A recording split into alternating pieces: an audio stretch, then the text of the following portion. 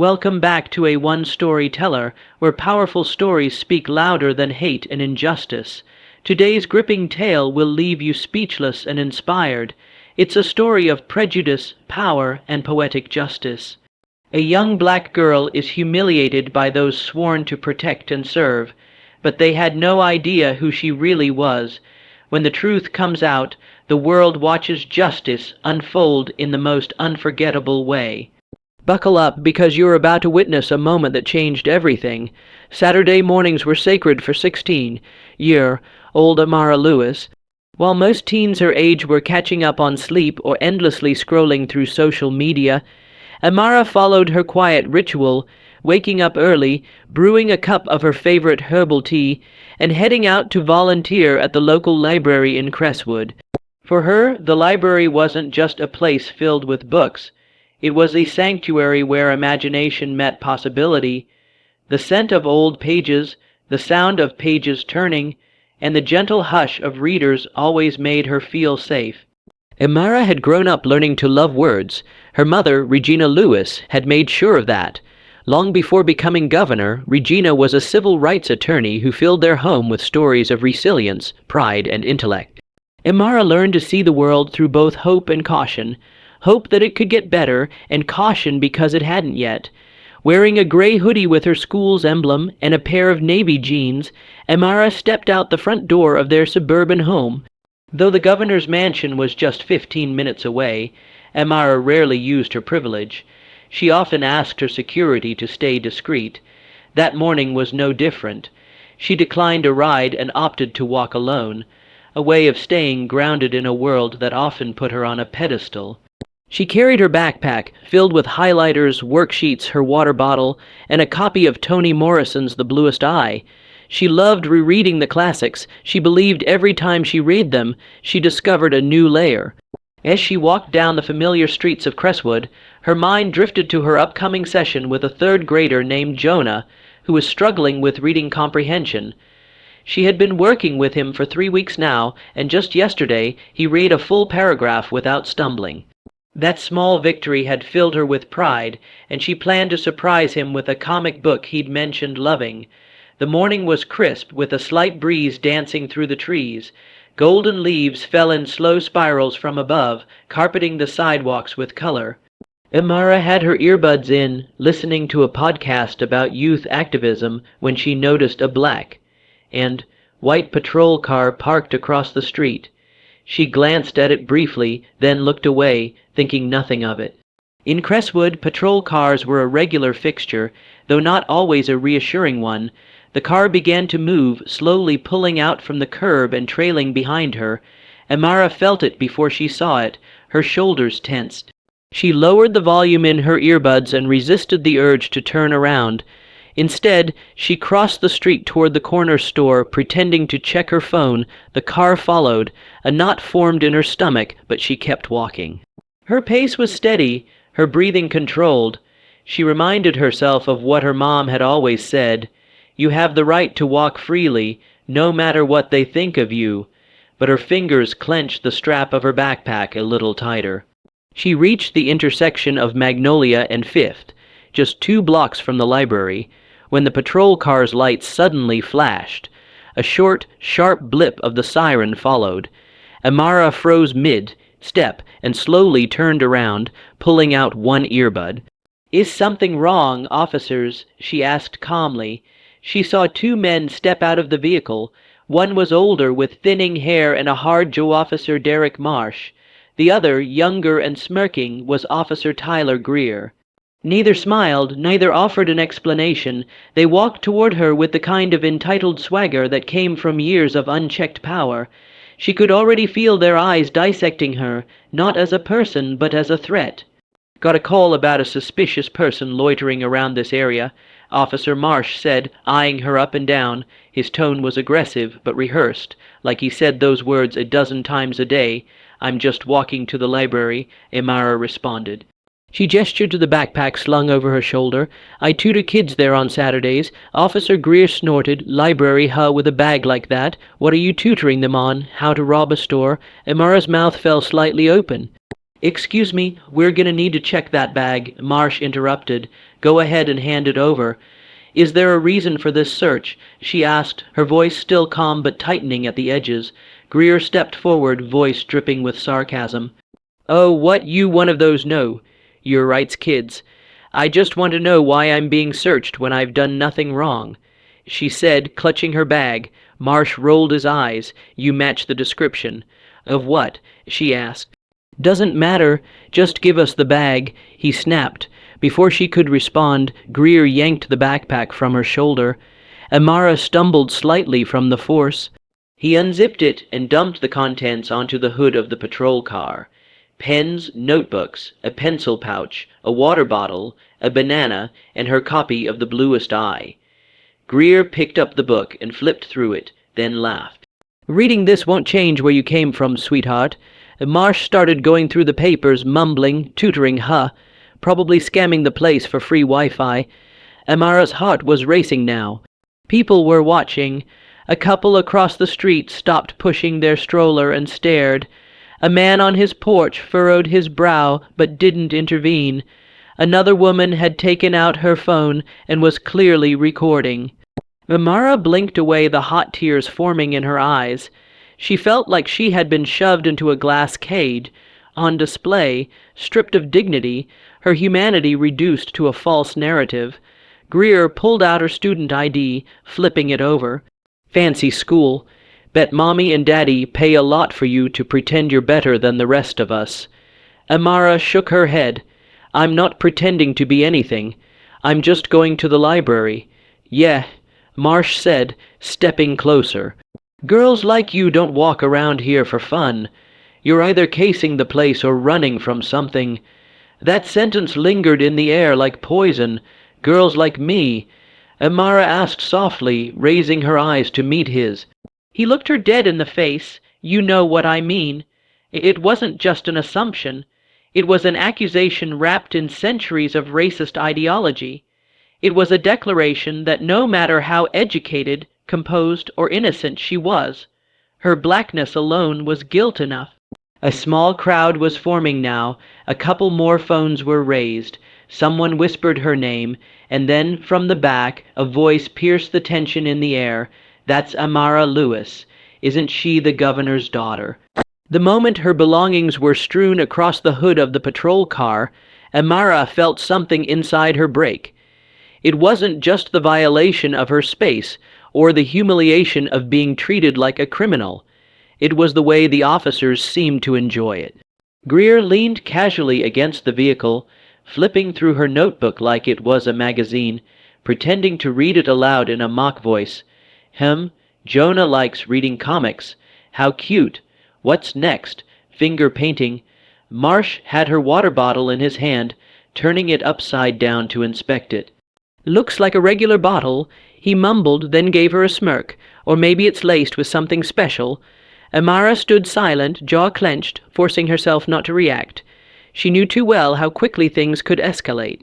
Her mother had drilled it into her since she was a child. Don't move suddenly, don't raise your voice, and whatever you do, don't give them a reason. But at that moment she didn't need to do anything. They were already determined to dehumanize her. Greer picked up her copy of The Bluest Eye again, flipping through the pages, then holding it up for Marsh to see. "You ever read this one, Derek? Some old sob story about black girls and their feelings?" Marsh chuckled. "Sounds depressing, just like this situation." They laughed like it was the funniest thing in the world. Every word was a weapon, every chuckle a stab at her identity. People were watching. The bystander across the street had stepped closer, and Amara could see the red recording light on their phone. Others had gathered, whispering, confused, hesitant. A young man from the community center nearby stood with his hands in his hoodie pocket, clearly debating whether to step in. Amara didn't want a crowd, but she didn't want silence either. She looked around at the people, hoping someone would say something, anything. Instead, Greer leaned in toward her, lowering his voice. "You think you're special, with your little books and that private school badge, but I know your type. You think the rules don't apply." Marsh added, "Probably came out here to show off. Too bad we don't play by your fantasy rules." Then Greer turned to the growing group of onlookers. Hey folks, don't worry, just a routine stop, nothing to see here, unless you're looking for a textbook example of teenage rebellion. Someone in the crowd responded, "She's a kid, man. She didn't do anything. Back off," Marsh barked. "We've got this under control." Amara's face flushed with heat. She wished her mother was there, or at least someone who would step forward and call this what it was, a setup, a show, an act of racism wearing a badge and smirking through cruelty. Marsh now had her pencil pouch and opened it like it might contain explosives. He dumped it out, pens, highlighters, a small eraser, a button badge from her school club. He picked up the badge and read it aloud, Literary Justice League. Wow, sounds serious. You fighting crimes with poems. Greer gave a dramatic laugh and leaned against the car. Maybe she's got a verse that'll get her out. This one. Amara finally spoke, her voice low but firm. Are you done disrespecting me? Because I haven't done anything, and I know you don't have a warrant. This is illegal. Oh, now she's a lawyer, Marsh scoffed. Must be Mommy's influence. That word, Mommy, sliced through the air like a dagger. They didn't know. They had no idea who they were dealing with, and yet they mocked with such confidence. That made it worse. The ignorance combined with power created a kind of dangerous arrogance that no training could undo. The items remained splayed across the hood. Her water bottle rolled and hit the ground. Greer didn't bother picking it up. A sudden gust of wind flipped pages in her notebook, scattering a few sheets of her tutoring plans. She instinctively took a step forward, and Marsh put a hand on his holster. "Don't move," he said sharply, "not unless you want this to go differently." The crowd murmured. One voice rang out, "Yo, she's a kid. You don't gotta do all that." Greer turned to the speaker, his posture stiffening. "You want to be next." The speaker stepped back but didn't lower their phone. More phones came out. The sound of silent outrage grew louder than the officer's mockery. Amara felt the energy shift. What had started as intimidation was starting to unravel. Then came the sentence that cut through it all like thunder. It was the young man from the community center who first raised his phone. He had been walking back with a bag of groceries when he noticed the patrol car tailing the girl. At first he thought nothing of it, but something about her posture, the slight tension in her shoulders, the way she looked over her shoulder made him stop. He watched from the corner of the bodega, half hidden, as the officers approached her. He saw the backpack being yanked, the items thrown about, the mocking. He saw enough, and so he started recording. Others followed. The couple with the stroller, the woman on the porch, even the cashier from the convenience store stepped outside. One by one, phones were lifted, screens blinking red, capturing every word and movement. Record all of it. Someone said, "They're going too far." Greer noticed the phones and straightened up, less amused now. "Hey, recording isn't allowed in an active investigation." A voice responded from the crowd, "It's a public street. Doesn't matter. Move back." Marsh snapped, but no one moved. The energy had shifted again. What began as quiet discomfort was turning into collective defiance. The young man recording zoomed in on Amara's face, her clenched jaw, the fire in her eyes that she refused to extinguish. He captured the officers rifling through her things. He captured the moment her ID was held up and mocked. He captured it all. Then someone gasped loudly. A woman near the front of the crowd had walked closer, squinting at the ID Greer was still holding. "That's Amara Lewis," she said, her voice loud enough for everyone to hear. "That's the governor's daughter."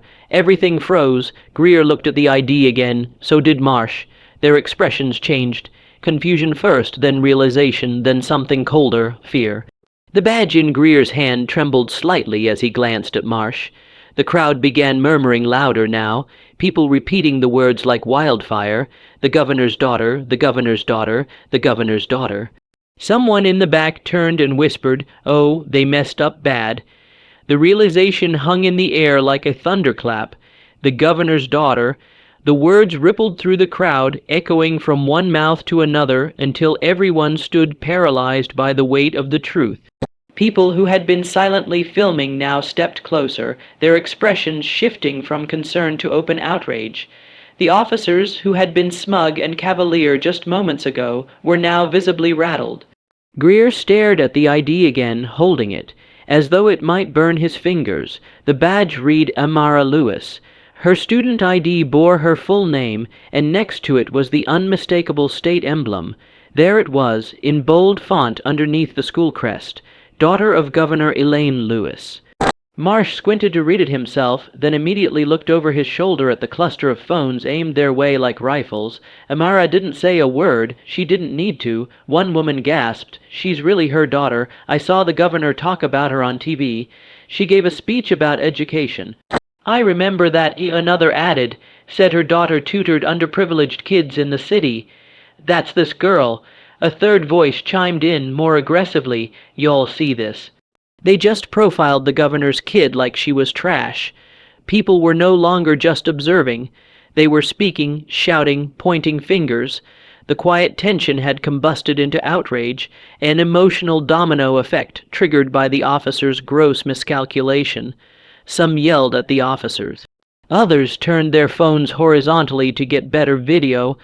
The young man from the community center, still recording, said clearly for his camera, "They just harassed the governor's daughter." Just imagine what they do to kids with no powerful parents. Greer's jaw tightened. His body language was no longer confident but cautious. Marsh kept glancing between the crowd and the ID as though hoping there'd been a mistake. But there wasn't. Everything they had done, from yanking Amara's bag to mocking her books, had been witnessed, recorded, and now linked to the daughter of the most powerful political figure in the state. A siren wailed in the distance, not from the patrol car, but from another vehicle responding to a call someone in the crowd must have made. A second unit was on its way. The tension shifted again, not toward fear this time, but toward expectation. "What are you gonna do now?" Someone shouted from the sidewalk. "Arrest her for carrying pencils." Another person yelled, "Call your chief, man. You about to lose your badge." For Amara, it was strange to watch the shift unfold. These were the same officers who'd ridiculed her minutes earlier, and now they looked like deer in headlights. But she didn't gloat or lash out. She simply stood tall, chin raised slightly, not in arrogance but in principle. This wasn't just about her anymore. It was about every black girl who didn't have a mother in the governor's office. Every teenager who had been humiliated for no reason. Every family that hadn't been able to fight back. The scene turned chaotic as another patrol vehicle arrived, lights flashing. An older officer stepped out, clearly a higher rank. His eyes scanned the crowd, then the girl standing tall in the middle of it, and finally the two flustered officers still trying to piece their shattered authority together. He walked directly to Amara. "Miss Lewis," he asked, his tone guarded, respectful. She nodded once, steady. "I'm Lieutenant Hargrove. May I speak with you for a moment?" The crowd surged again, voices rising. Phones lifted higher. Now they want to talk. They humiliated her in public. They better apologize in public too. Amara raised her hand, signaling for calm. She didn't want chaos, she wanted clarity. Lieutenant Hargrove understood the moment and gestured for Marsh and Greer to step back. Neither of them argued. Their power had evaporated the moment that ID had been read out loud. The crowd watched intently, waiting to see what would happen next. Greer was the first to try salvaging the situation. He stepped forward, hands slightly raised, trying to adopt a tone of casual regret that fooled no one. "Look, maybe we jumped the gun," he began. It was a routine stop. Nothing personal. The crowd erupted again. Laughter, disbelief, curses. Routine. Someone shouted. "Y'all dumped her bag out like she was a drug mule." Mocked her books too. Another added, "Real professional." Greer held up a hand. "Just calm down, folks. We were following a description that matched." "No, you weren't." A woman yelled from the curb. "You saw a black girl and assumed she was guilty. Ain't no description." Marsh tried his luck too, addressing Lieutenant Hargrove with a hushed voice. "Sir, we thought she looked suspicious. She had a heavy backpack, was walking alone, she was walking." Hargrove repeated, unimpressed, to a tutoring session. Amara looked him dead in the eyes. "I told them that." From the beginning, more gasps from the crowd. One elderly man near the back nodded slowly. Y'all never listen to our kids when they speak. The cameras caught everything: Greer's strained face, Marsh's shifting stance, Hargrove's silence, and Amara's unshaken calm. It was a damning portrait. Suddenly, Greer tried a different tactic. "Miss Lewis, I apologize if we came across as aggressive. We didn't know who you were. That was the wrong thing to say." Amara's head turned toward him sharply. "So if I were anyone else, this would have been fine." That question, simple and clear, hung heavier than any other words spoken that day. The crowd murmured in agreement. "Exactly." Someone muttered. Marsh rubbed the back of his neck. "We made a mistake, all right." "No," Amara said, finally raising her voice just a notch. "You made a choice. A choice to assume the worst about someone who didn't look like you. A choice to mock, humiliate, and threaten a minor who didn't do anything wrong." Every phone in the crowd zoomed in. Every pair of eyes locked on her. "You didn't just make a mistake," she continued, her voice unwavering. "You exposed exactly what's broken in this system." Lieutenant Hargrove didn't interrupt. He didn't have to. He was watching as everyone else was. A young girl dismantled two officers with nothing but truth and composure. Marsh looked at the ground. Greer stared at her, then at the crowd, as if searching for someone to rescue him from this public reckoning. But no one would. The moment the black SUV pulled up and the state emblem flashed in the sunlight, the crowd's attention shifted instantly. Doors swung open and out stepped Governor Elaine Lewis, her expression a storm barely contained. Dressed in a navy blue suit and heels that clicked sharply on the pavement, she walked straight past the stunned officers without even acknowledging their existence. Her eyes locked onto her daughter, Amara, who stood among the crowd with quiet strength. Relief and rage battled in the governor's face. She embraced Amara tightly, then turned with a fiery glare toward the officers. Her voice cut through the murmurs like a blade. "Which one of you touched my daughter?" The crowd fell into an uneasy silence. Greer and Marsh froze, their backs stiff. "Is this how you protect our youth?" she demanded, her voice rising. "Mocking, manhandling, and humiliating a student with honors just because of the color of her skin." She pointed at the phone still recording by nightfall. The videos had gone viral: Amara's calm, the officers' mocking tones, and the governor's blistering confrontation. The footage played on news stations across the country. Social media boiled with outrage. Hashtags like #justice for Amara and #governor-daughter incident trended worldwide. Protesters began gathering at the city police headquarters, demanding accountability. Within hours, the police department issued a public statement confirming that officers Greer and Marsh had been placed on administrative leave pending investigation. But that wasn't enough for the community. Civil rights attorneys stepped in, and petitions circulated calling for permanent termination. News anchors analyzed the deeper issue: how often young black girls were dismissed, criminalized, and silenced. Amara, meanwhile, stayed quiet, letting the footage speak for itself. The governor's office scheduled a press conference, and the department braced for impact. Governor Elaine Lewis stood behind the podium, her jaw tight and eyes blazing with controlled fury. The state seal gleamed behind her as dozens of cameras pointed at her face. "What happened to my daughter is unacceptable," she began, her voice steady but laced with emotion. "But what's more unacceptable is that this happens every day to children who don't have a governor for a parent." She detailed the mistreatment Amara had endured: racial profiling, public humiliation, and abuse of authority. Her tone shifted from personal to political as she laid out a bold reform agenda: mandatory body cams for all officers, bias training, and a youth protection task force. The room was silent as she spoke. Reporters scribbled, citizens watched live across the state, and officers everywhere realized the tide was shifting. Her final message wasn't just for the police. It was for every parent, every teen, and every authority figure complicit in systemic injustice. Amara sat in a modest chair onstage during a community town hall, the room packed with faces, young, old, black, white, waiting to hear her speak. She didn't wear anything flashy, just a simple blouse and jeans, but her presence was powerful. When she took the microphone, the crowd quieted instantly. "I didn't ask for this attention," she said, "but I won't ignore it either." Her words were clear and calm, echoing with strength beyond her years. She spoke about fear, about dignity, about being seen as a threat just for existing. She called out the culture that normalized suspicion over understanding. "I want every black girl to feel safe walking home from school," she said, not scared of those men. Protect them. The applause was thunderous. From that day on, Amara's name became a rallying cry, not just as the governor's daughter, but as a voice for the unheard. Standing under the harsh lights of the press room, Police Chief Raymond Carter adjusted the mic with a somber look. Flanked by community leaders and fellow officers, he began with words few expected: "We failed." His voice didn't tremble, but the weight of responsibility hung in every syllable. "What happened to Amara Lewis was wrong, and on behalf of this department, I apologize."